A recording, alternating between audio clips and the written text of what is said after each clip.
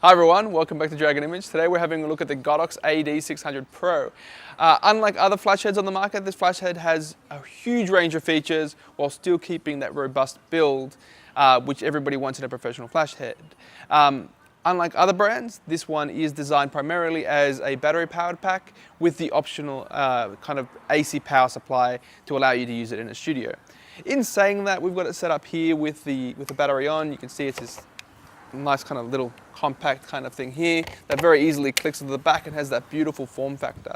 One of the things about this flash head, which is really kind of handy, is the fact that the fitting that it's got is actually a Bowens fitting.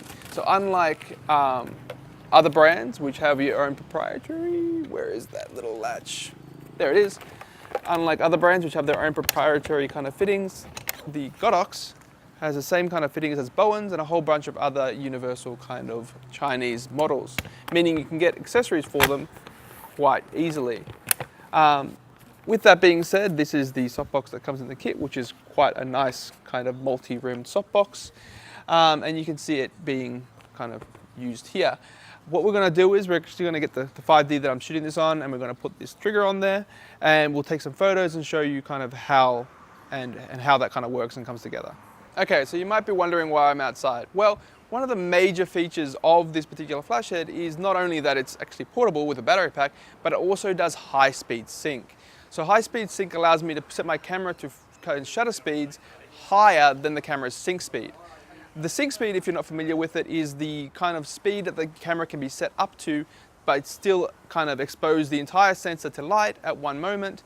Whereas anything above that means that instead of exposing the entire sensor at once, it creates a slit and the slit moves across the frame. That's why sometimes when you're in a studio and you're, for instance, set your camera to a high speed, you'll see that black line appear on in your shots, which obviously is not what you want.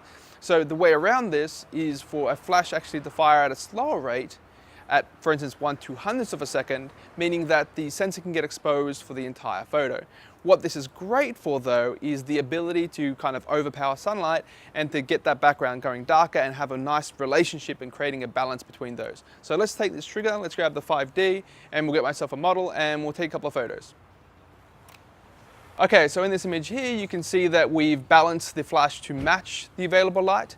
Where now what we're going to do is we're going to actually change it so that we're going to make a much faster shutter speed so we can try to get that background darker. Okay, so you can see in this image now that we've kind of reduced the exposure for the background while still keeping light on the subject.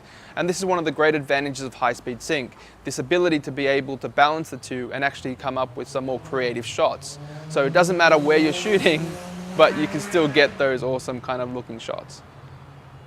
So one other thing you can do with this is multi-flashes. So unlike other flashes where you just fire off once, you can actually set the kind of amount of flashes and the time you want it to take to do those flashes. So you can end up with these multiple exposure single photo shots.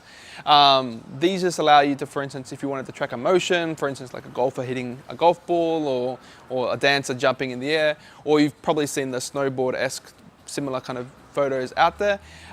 This is how you do it. So by setting the time and the amount of flashes, you can leave your camera wide open. This is why they're normally photographed in a black studio or at night, which means that the camera is just waiting for that flash in order to illuminate the subject and thus capturing that part of the image. It's very handy for more creative work, but you've got to keep in mind that it's a lot of kind of technical know-how as to the way to balance those two things.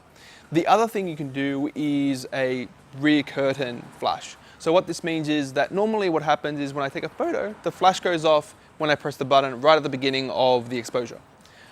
This means that if you're doing a photo where you're going to be introducing motion blur, you'll end up with a still frame from the flash and then the motion blur occurring after. By having a rear curtain, what it does is it actually flashes the flash at the end of the exposure. It means you can have that movement and then that crispness. So you can have a bit of motion blur and then the sharpness. This is really good if you're doing, like, for instance, car light, so you can have the car drive towards you, press the button, the lights stretch, and then the flash goes off, freezing the car in motion. So you've got that nice blur and then that frozen effect. So these are some of the features you can do with them. Obviously, with the right controller, you can actually control, up to 5 groups of them, A through E.